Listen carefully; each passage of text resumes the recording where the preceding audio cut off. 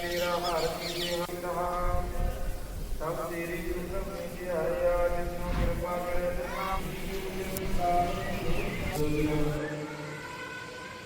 ਗੁਰਦੇਵ ਸੰਗਤ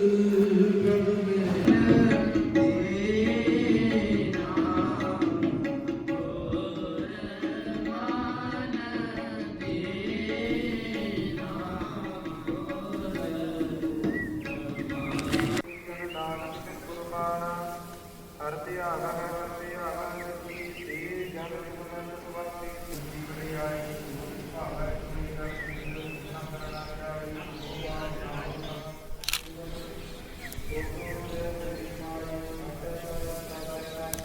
ਸ੍ਰੀ ਗੁਰੂ ਅੰਤਰਸਾ